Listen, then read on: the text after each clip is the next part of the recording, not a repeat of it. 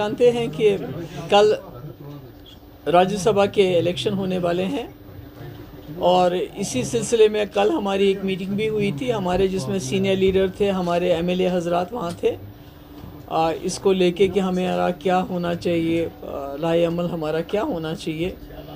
जैसा कि आपको मैंने पहले भी बताया कि फ़ारूक साहब का फ़ोन आया था मुझे कई दिन पहले कि भाई हमें आपकी वोट की ज़रूरत है, और मैंने उनसे कहा था कि हमें बेशक हम आपको वोट दे सकते हैं, पर हमारी एक दो शर्तें हैं। एक तो जो हमारे बिल्स हैं, जिसमें लैंड रेगुलराइजेशन का बिल बड़ा इम्पॉर्टेंट है। जैसे आपने देखा कि पूरे मुल्क में जिस तरह बुलडोज़र चला, यहाँ भी काफ़ी जगहों पे बुलडोज़र चला, जहाँ सरकारी लैंड में जो गरीब लोगों ने कोई घर बनाया था घास चराए में, 4 मरले, 8 मरले, 10 मरले, उनके ऊपर पिछले 2019 से लेके आज तक उनके सर पे तलवार लटक रही है। हम चाहते थे ये तलवार हट जाए, वो लोग भी जीना इज़्ज़त से जिएं।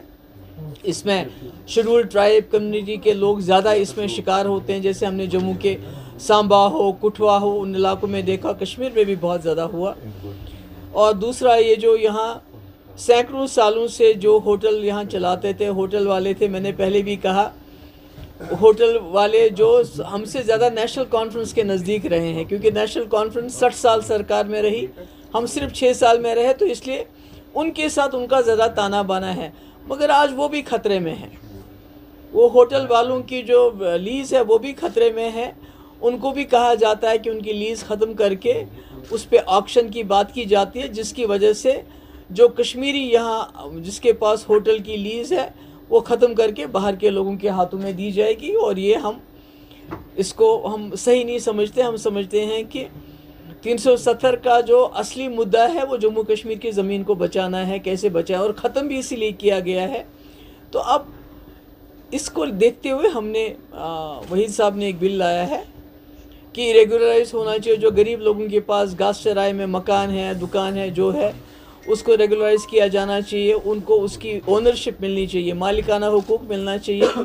इसी तरह जो होटल वाले आज सैकड़ों सालों से होटल चला रहे हैं, यहाँ कोई 150 पुराना होटल की लीज़ चल रही है, तो उनसे उनके हाथों से छीन के वो बाहर के लोगों को दिए जाने का रास्ता हमवार नहीं किया जाना चाहिए। ये एक हमारा बिल था, और मैंने फ़ारूक साहब से ज़िक्र किया कि आप हमारे बिल पास करने में हमारी मदद कीजिए। आपके पास मेजॉरिटी है, स्पीकर आपका है, असेंबली आपकी है।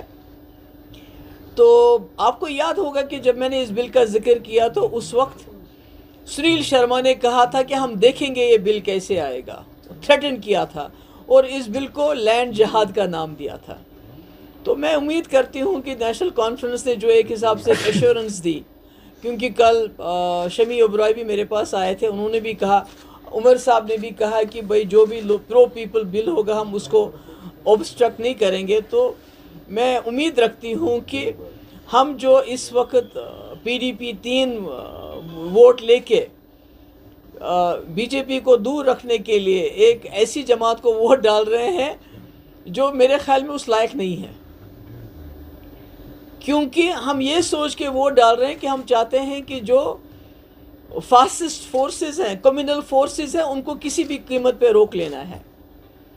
मगर ये लोग ऐसा नहीं सोचते हैं। ये वक्तन फ़वक्तन जब पीएचडी हमने बनाई कि हम जम्मू कश्मीर को एक यकजा करके रखेंगे, एक कलेक्टिव लीडरशिप देंगे, ताकि जो आने वाला मुसीबत है बीजेपी की तरफ से उसका मुकाबला कर सके, उसको भी तोड़ दिया जब इनको अपने लगा कि इसमें फ़ायदा नहीं है। आज जबकि इंडिया अलायंस का ये हिस्सा है और कांग्रेस सबसे बड़ी पार्टी है, और कांग्रेस वाहिद ऐसी पार्टी है जिसका लीडर वाहिद राहुल गांधी जी इस वक्त पूरे मुल्क के अंदर मुकाबला कर रहे हैं बीजेपी का। तो इन्होंने उनको भी राज्यसभा से बाहर रखा। इस वक्त एक सीट क्या चीज़ होती है। तो यानी मेरे कहने का मतलब है ये इस लायक तो नहीं है कि इन पे भरोसा भी किया जाए, इनको वोट भी दिया जाए, पर चूंकि हमारा मकसद बड़ा है, जैसे पीएचडी बनाते वक्त मेरा मकसद बड़ा था कि हम मिलजुल के जम्मू कश्मीर की हिफाजत करेंगे, यहाँ के लोगों की हुकूक की, और उसके बाद इंडिया अलायंस आज जो है वो भी बहुत बड़ी लड़ाई लड़ रही है। तो इसलिए हमने फ़ैसला किया है हम वोट देंगे। और दूसरा हमारा बिल है डेली वेजेस का, जो आपने देखा कई दिनों से वो हड़ताल पे हैं, जम्मू में भी, कश्मीर में भी, और बेचारे बड़े गरीब लोग हैं।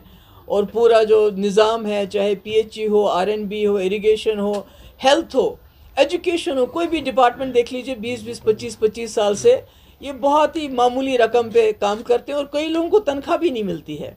और ये वजह थी, मैंने अपने दौर में इनका बायोमेट्रिक करवाया था और मैंने एसआरओ भी लाया था इनको रेगुलराइज करने के लिए, पर फिर सरकार गिर गई। तो आज हमने इन 2 बिल्स के ऊपर हम फिर से एक बार नेशनल कॉन्फ्रेंस पे भरोसा कर रहे हैं कि इन्होंने जो हमें वर्ड दिया है, ख़ासकर फारूक साहब ने जो वर्ड दिया है और जिसको कल शमी ओबराई ने दोहराया, उसका पास करते हुए ये दोनों बिल हमारे असेंबली में पास करेंगे, और ताकि लैंड राइट्स बिल पास हो, लोगों को मालिकाना हुकूक मिले, जो गरीब लोग हैं या जो होटल वाले हैं और जो डेली वेजर्स हैं वो रेगुलराइज हो जाएं। और दूसरी हमारी बात यह है कि हम चाहते हैं कि हमारे जो 3 वोट हैं, बहुत कम हैं पर बहुत मायने रखते हैं, ये हम 3rd जो प्रेफरेंस है उसमें दे देंगे, यानी शबी ओबराय को देंगे। हम 4th में नहीं देना चाहते हैं, क्योंकि 4th सीट जब ये हार जाएंगे तो सारा इल्ज़ाम पीडीपी के ऊपर लगाया जाएगा कि पीडीपी ने कोई गड़बड़ कर दी है। तो इसलिए हमारी उनकी से गुजारिश है कि हमने आपको सपोर्ट देना है, मगर जो हम वोट डालेंगे वो हम शबी ओबराय के उसको प्रेफरेंस देंगे, हम 4th में नहीं देंगे। आप अपने वोट उनको डाइवर्ट कर लीजिए 4th सीट में, पर हम 3rd सीट में आपका सपोर्ट करेंगे, क्योंकि हम नहीं चाहते हैं कि कल को अगर 4th सीट बीजेपी जीत जाती है और हार जाते हैं तो आप जो अपनी नाकामी का जो है टोकरा हमारे सर पे फोड़ें। तो दैट्स ऑल। Thank you. आपने कहा कि ऑब्स्ट्रक्ट नहीं करनी होगी नेशनल कॉन्फ्रेंस को ये बिल, क्योंकि नेशनल कॉन्फ्रेंस ने भी ये बिल बनाई थी, तनवीर सादिक ने वो बिल टेबल की थी, तो आप ये कह रही है कि ऑब्स्ट्रक्ट करेंगे? अगर उन्होंने भी लाई, मैंने नहीं कहा ऑब्स्ट्रक्ट करेंगे, मैंने कहा उमर साहब ने कहा कि अगर कोई जो प्रो पीपल बिल होगा हम उसको ऑब्स्ट्रक्ट नहीं करेंगे। अगर हमने ये भी कहा कि अगर सरकार को हमारा बिल पसंद नहीं है वो अपना बिल ले आए, गवर्नमेंट बिल, ये बचकाना हरकतें नहीं कि प्राइवेट, वो क्यों प्राइवेट मेंबर बिल लाएंगे, वो तो सरकार में है ना। प्राइवेट मेंबर बिल तो हम लाएंगे ना, हम अपोजिशन में। वो तो अगर वो कोई चीज़ करना चाहते हैं तो गवर्नमेंट बिल लाए, हम भी सपोर्ट करेंगे, या हमारे बिल का सपोर्ट करें या अपना बिल ला के हमारा सपोर्ट ले लें। महबूब जी, आज रेजोल्यूशन भी एक गया था आपकी पार्टी की तरफ से, जिसमें कहा गया था कि वक्फ बोर्ड को रेस्टोर करें या मुत्तहिदा मजलिस अमल को वो हैंड ओवर किया जाए, लेकिन वो बैलेटिंग में जो है ड्रॉप हुआ है वो रेजोल्यूशन। नहीं, वो तो वही नहीं, दूसरा जो हमने एमनेस्टी लाया था बिजली को लेके कि 1 टाइम एक बार माफ़ी मिलनी चाहिए, क्योंकि आपको पता है जब से स्मार्ट मीटर लगे हैं, जिसके मुखालफत उमर साहब इलेक्शन से पहले करते थे और यहाँ 200 यूनिट बिजली फ्री भी देना चाहते थे, आज स्मार्ट मीटरों ने जम्मू कश्मीर के लोगों की कमर तोड़ दी है। तो हमने एक लाया था रेजोल्यूशन, फयाज साहब ने लाया था, ये कह के कि 1 टाइम एमनेस्टी मिलनी चाहिए लोगों को, खासकर गरीब लोगों को जो वो इतना बिल नहीं दे पाते हैं। तो उसको भी रिजेक्ट किया, इसको भी रिजेक्ट किया। तो मगर मैं चाहती हूँ कि बिल को जो है उसको एक्सेप्ट करना चाहिए। अब ये मेरे ख्याल में ये ball is in their court, ये लोगों की अदालत में है। अब चाहे हमारा लैंड का बिल है, चाहे हमारा डेली वेजर का बिल है, ये इसका फैसला अगर इन्होंने असेंबली में नहीं किया तो फिर लोगों की अदालत में इसका फैसला होगा। Thank you so much. क्योंकि हर मुद्दा अपनी जगह जो भी कोई सामने लाएंगे, इसमें ये कहा गया कि with short period of time, शायद 4 दिन की असेंबली चलेगी। सुप्रीम कोर्ट का ऑर्डर है कि जो भी कोई मसला होगा, सब जुडिस लाइक स्टेट हो, वो इसमें डिस्कस नहीं किया जाएगा। तो कितना बड़ा नेगेटिव सा रास्ता जा रहा है, स्टेटहुड की बात ही नहीं होगी इस सेशन। नहीं, देखिए, मैं तो नहीं कहती हूँ कि ऐसी कोई बात है, कोई चीज़ डिस्कस नहीं होती है।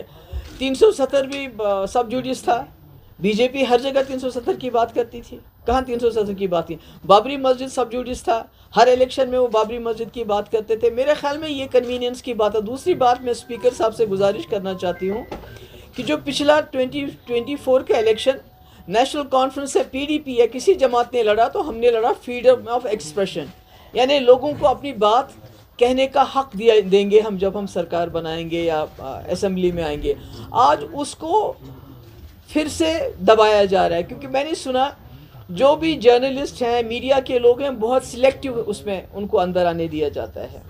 असेंबली के अंदर बहुत सिलेक्टिव हो रहा है। आम जिस तरह हमारे वक्त में जितने भी लोग आते थे, जो चाहते थे दिखाते थे, बोलते थे, उस पर काफ़ी ज़्यादा उनको बताया गया है कि ऐसे नहीं करना है।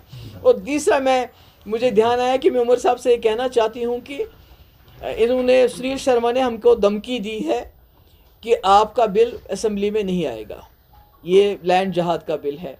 तो मैं उम्मीद करती हूँ कि उमर साहब उसके बीजेपी के एजेंडे की पासदारी नहीं करेंगे। वो इस बिल को देखेंगे, असेंबली में आएगा भी और उसको पास भी करवाएं। अगर वो ऐसा नहीं करते तो फिर लोगों को फैसला करना पड़ेगा कि बीजेपी के एजेंडे को इम्प्लीमेंट जम्मू कश्मीर में कौन कर रहा है। Thank you so much. Power रखते हैं, मैंने वही सबसे असेंबली में पूछा था, मेजॉरिटी है पूरे, उनके पास 50 मेंबर है, नेशनल कॉन्फ्रेंस के पास 50 मेंबर है, बिल्कुल पास कर सकते हैं बिल को, उसको तो कोई नहीं रोक सकता। और हमारी बिल में कोई टेक्निकल एंटी नेशनल बिल नहीं है। आप देखिए ना, सुनील शर्मा ने कहा कि ये लैंड जहाद का बिल है, ये एंटी नेशनल बिल है। तो अगर उमर साहब भी ऐसा समझते हैं, हमारे स्पीकर साहब भी ऐसा समझते हैं, फिर वो और बात है। फिर इसका मतलब कि कहीं ना कहीं जो कांग्रेस को राज्यसभा से बाहर रखा गया, किसके एजेंडे की ऊपर उनको रखा गया बाहर, वो तो सोचने वाली बात है। और अगर आज हमारा लैंड का बिल बाहर रखा जाए, उसको वोट नहीं किया जाए, तो इसका मतलब है कि जो सुनील शर्मा ने धमकी दी उसको नेशनल कॉन्फ्रेंस पूरा कर रही है। सीधी बात है। Thank you so much.